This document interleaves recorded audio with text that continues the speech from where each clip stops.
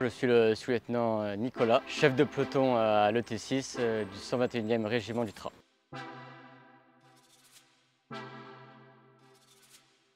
Alors, je suis actuellement en école d'ingénieur à Paris, en dernière année en spécialité industrie et supply chain. Et donc j'ai un parcours plutôt original. L'année dernière, j'étais en année de césure. J'ai effectué le PGE, donc c'est le partenariat grandes écoles, qui est un stage en fait proposé par l'armée de terre pour les étudiants de grandes écoles de commerce, de grandes écoles d'ingénieurs et de sciences politiques. Donc il y a 60 places dans l'année qui sont réservées à ces étudiants. Et en fait, pendant 6 mois, on a une formation à Saint-Cyr pendant un mois, puis on part en école d'application et enfin on part en stage en régiment pendant 3 mois. Donc pendant cette période-là, moi j'ai eu l'occasion de choisir la DA artillerie et je suis parti ensuite au 35e régiment d'artillerie parachutiste.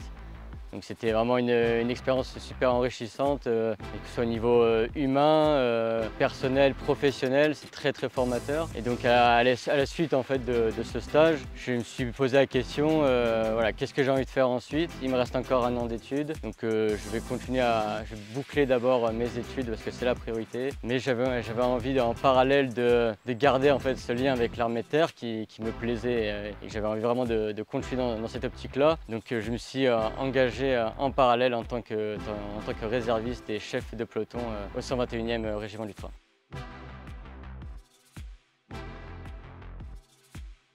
Donc je me suis engagé en tant que réserviste en août 2023 et donc là ça fait bientôt quasiment 6 mois que j'y suis.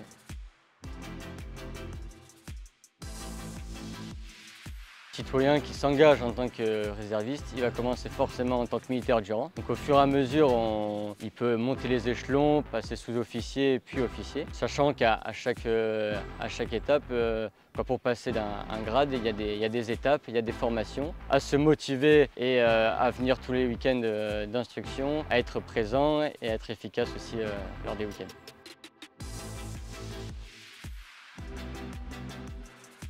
Donc, au sein de mon escadron, c'est un escadron de transport, donc on a une mission à la fois protéa mais aussi de transport. En revanche, il y a aussi un autre escadron de réserve, le CO3, qui eux sont spécialisés dans la circulation routière.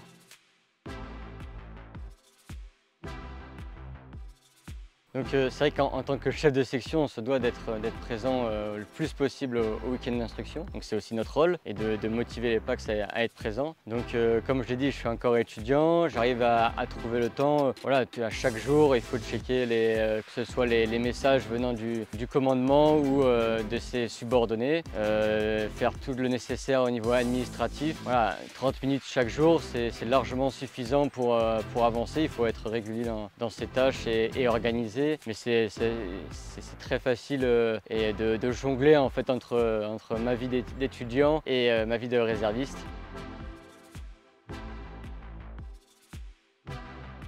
Je sais que l'armée de terre, c'est quelque chose qui me plaît énormément et j'ai envie de rendre service aussi à mon pays et de garder en fait ce lien avec l'armée de terre. Donc pour moi, la réserve est un bon compromis à cela.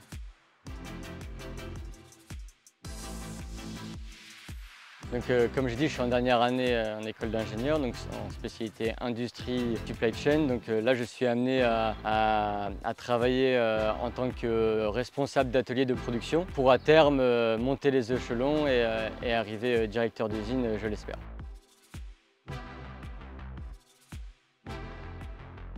La réserve, c'est une expérience formidable, que ce soit au niveau personnel, professionnel, super enrichissant. Donc on apprend beaucoup sur le dépassement de soi, toutes les qualités en fait d'un militaire. Donc c'est très formateur. C'est aussi avant tout des moments où on est en relationnel en fait avec nos PACS. C'est très humain en fait comme métier et voilà, comme je disais, très enrichissant pour la vie professionnelle et personnelle. Donc j'incite ceux qui hésitent encore à s'engager dans la réserve, je les pousse et je les encourage à s'engager. Il n'y a que du bien vraiment à s'engager dans la réserve. C'est très formateur, ce n'est pas si prenant que ça.